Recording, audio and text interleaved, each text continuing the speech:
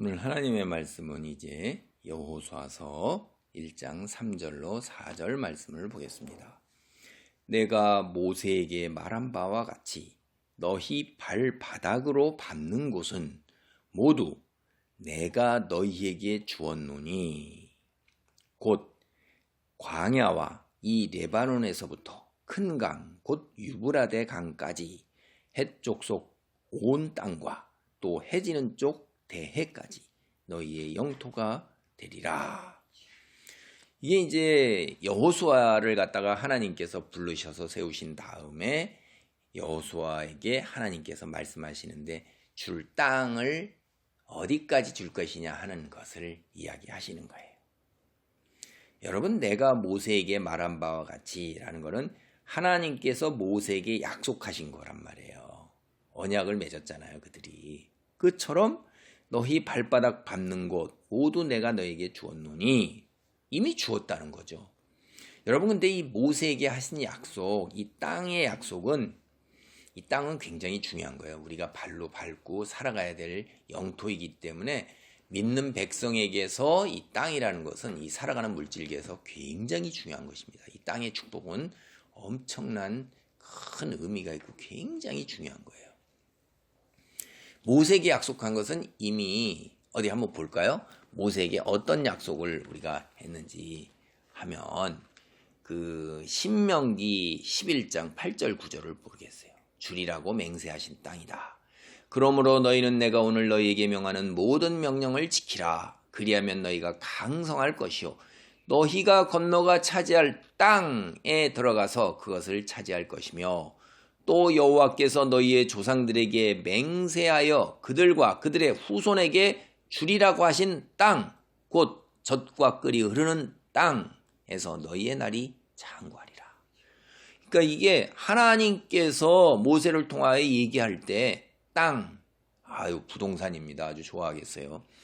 이 땅을 주겠다고 그러는 거예요. 땅이 있어야지 정착하고 살잖아요. 그리고 거기서 먹고 살 산물이 나오는 거고 그 속에서 누리는 모든 것을 풍성하게 누리는데 젖과 꿀이 흐른대요. 야, 기가 막힌 거죠. 젖은 어디서 나오는 거냐? 목축을 통해서 나오는 거죠. 꿀은 어디서 나와요, 여러분? 꿀포도, 꿀사과, 꿀밤. 이게 모두 꿀이 그냥 곡식과 과일에 다 꿀이 흐른다. 이게 당도가 얼마나 높아요. 요새는 브릭스를 치는데 계속해서 한국 사람들은 대단한 족속이죠. 브릭스가 얼마나 높은지 몰라요. 과일이니 뭐냐, 이건 기가 막힌 기술을 가지고 있는데 그 땅이 너희의 날이 장구하리라 이 말이에요. 그 땅을 차지하는 거예요. 근데 하나님께서 모세에게 뭐냐면 너희 조상에게 맹세해요. 너희 조상이 누구예요? 이스라엘의 조상은 누굽니까?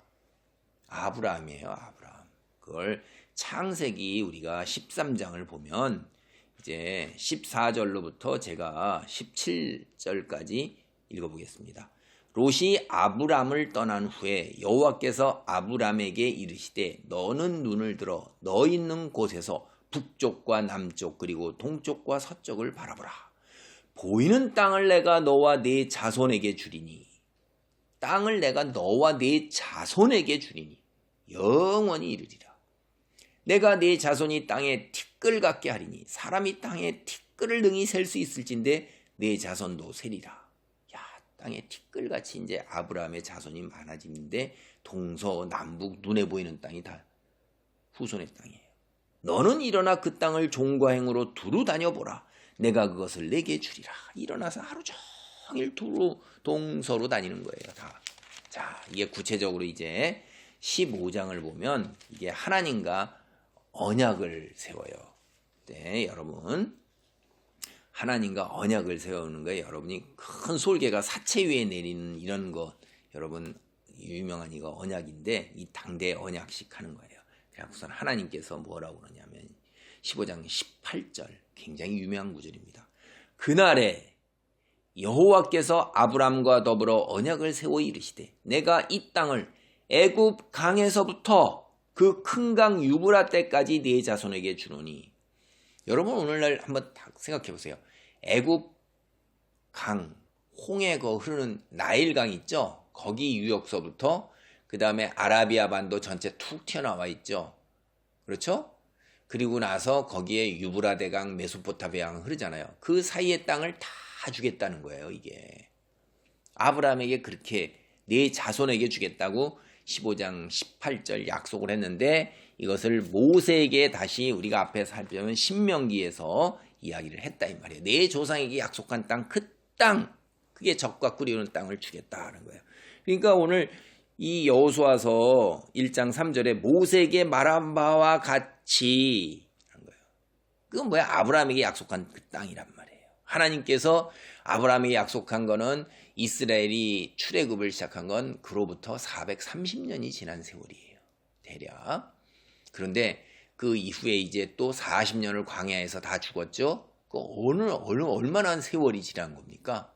대략 한 470여 년의 세월 속에서도 하나님께서는 잊지 않으신다 이 말이에요.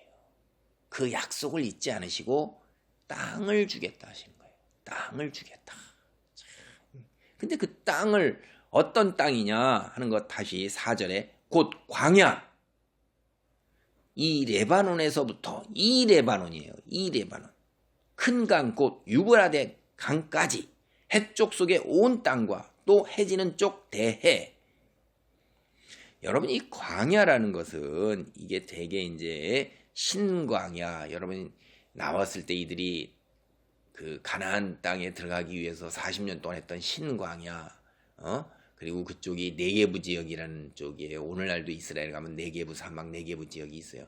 그 아라비아 반도 툭 튀어나온 그쪽의 대부분을 이끌는 지역이에요.